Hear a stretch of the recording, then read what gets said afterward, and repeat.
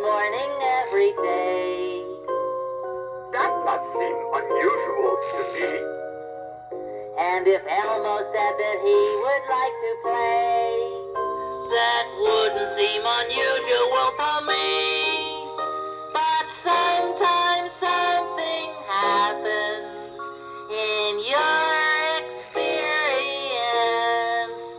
If you wonder why it happens, 'cause it really shouldn't happen, then you have to tell yourself it doesn't make much sense when the ocean waves roll up to meet the sand.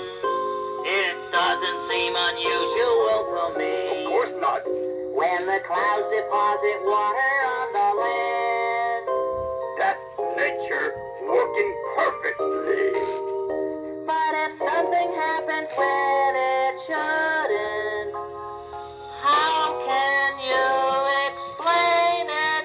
It's just unusual, unusual, it's unusual.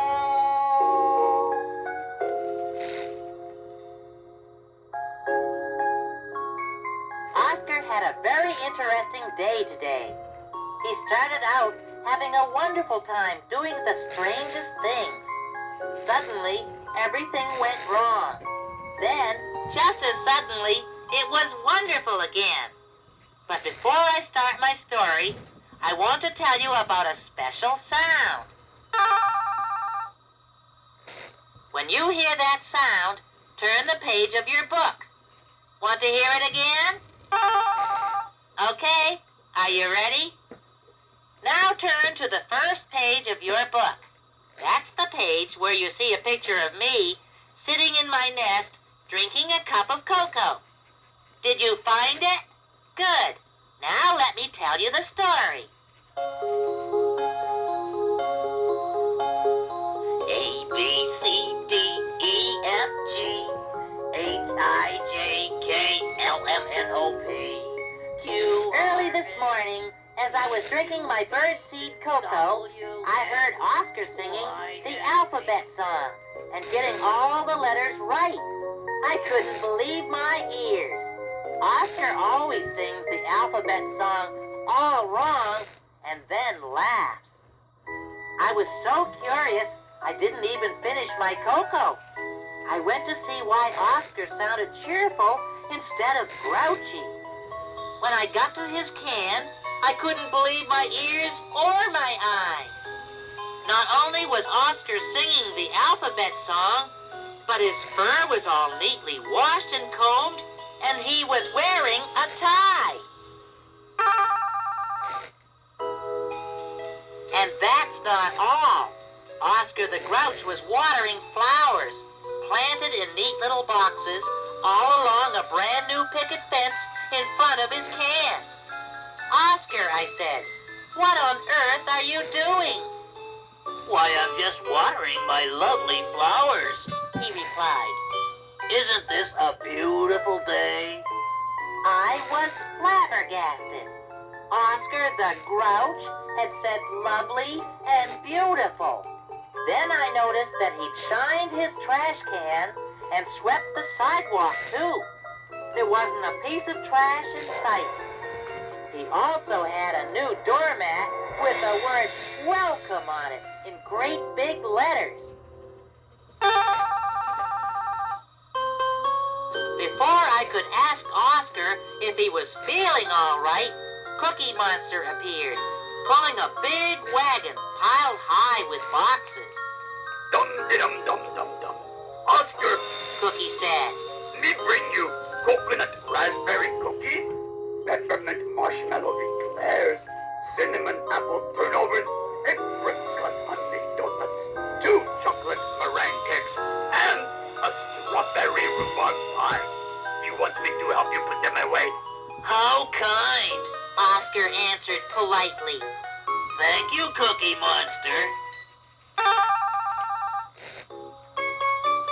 So, even more curious and confused, I watched while they went back and forth, putting away cakes and cookies and donuts. We put cookies together on big platter right here, and eclairs over there. Cookie was saying when I got another surprise. I leaned over to look into the trash can and discovered that all Oscar's broken, messy, junky, grouchy things were fixed and polished and tidied until Oscar's home looked just like anybody else's. When they had finished unloading the wagon, Cookie Monster said, Now, me go get some prune tarts, banana macaroons, and maybe some peach ice cream, and a lemon and raisin layer cake or two, maybe, huh? That would be nice, Cookie Monster, Oscar answered. Oh, believe me, it's better than nice. It's delicious. Bye-bye. Oscar, I said when Cookie had gone. Yes, Big Bird? How may I help you? You can help me by explaining what's going on, I told him. I'd be happy to, he said, actually smiling at me. My brother, Ernest the Grouch, wants to come visit me for a few days, and I don't like Ernest. In fact, I can't stand him.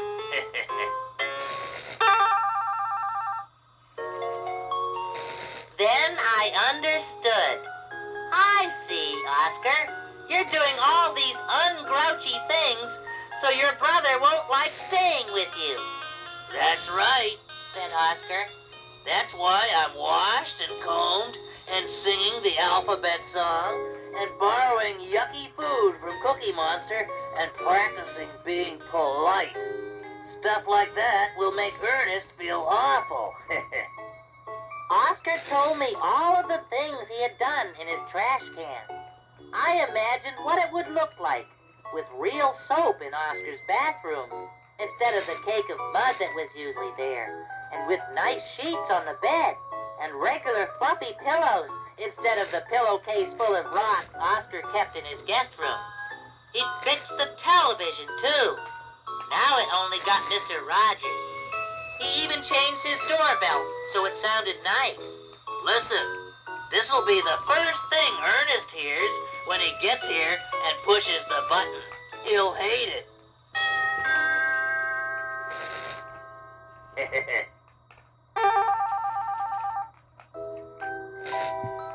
Then Cookie Monster returned with more food. Now, me make big pitcher of lemonade. Cookie was saying when the telephone rang. And Oscar went inside to answer it. My goodness, Cookie, I said. You're acting as strange as Oscar, lending him cookies and donuts and ice cream. Oh, Grouch does not eat Cookie Monster food. He told me. Me get it all back when Oscar's brother go home. Suddenly, we heard Oscar yelling. He didn't sound polite anymore. Razzle-frack, rats and rubbish. What rotten luck! He popped up, still yelling. That was Ernest on the telephone. He changed his mind. He's not coming. I made my trash can all neat and clean and tidy and planted these silly flowers and fixed my television and borrowed Cookie Monster's yucky food for nothing. I feel awful. Well, said Cookie Monster. me guess me might as well eat cookies, eclairs, donuts, cakes, tarts, macaroons, and ice cream me bring for you. Oh, and a strawberry rhubarb pie. Sure. Go ahead, said Oscar miserably. Have a wonderful time. Oh, me will, Oscar. Maybe you have wonderful time too, messing up can like before. All at once, Oscar perked up again. You're right. Why didn't I think of that? I'll make it even messier than before, and you can help. With that, he pulled Cookie Monster into the trash can and began throwing macaroons and ice cream and cakes in after him. Okay, start eating. Oh, no, no, no. Oh, funga. Shouted Cookie Monster.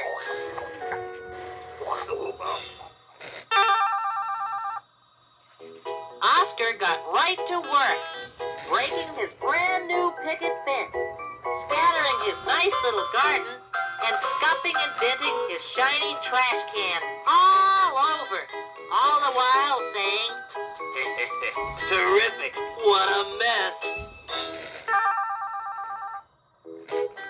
When he finished with the outside, Oscar joined Cookie Monster inside. And between the two of them, they unfixed, untidied, and unpolished everything else. Cookie Monster scattered crumbs and bits of paper and cardboard everywhere as he gobbled mounds of food. And Oscar ripped and tore and banged and battered his way from one end of his trash can to the other. He didn't miss anything. He even remembered to change his doorbell.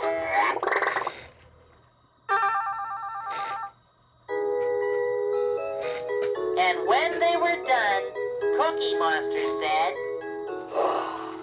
"See, Oscar, you can look worse than ever, and we both had wonderful times. Ha ha ha."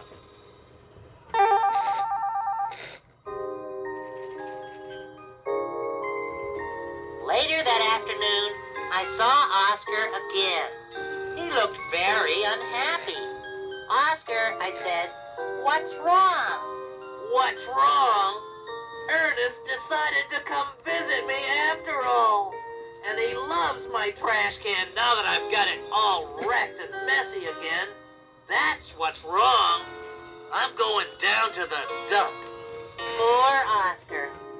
Well, didn't I tell you Oscar had a very interesting day today? First he'll say he's coming, and then he won't. Or he'll say to do it, and then say don't. What a peculiar sort of mind. Don't ever cross the crowd. He will come to dinner and grumpily ask for breakfast with onion tea. What a unique experience.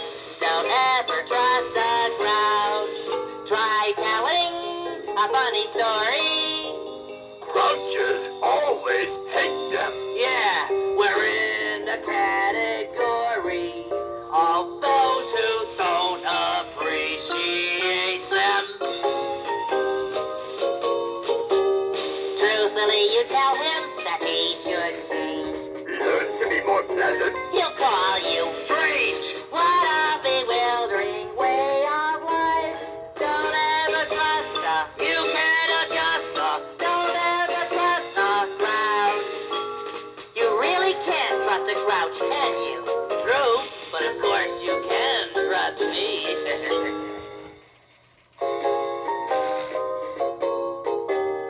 Let the tape run to the end before you turn off the machine. Then you can turn it over and play it again whenever you want to. Bye-bye.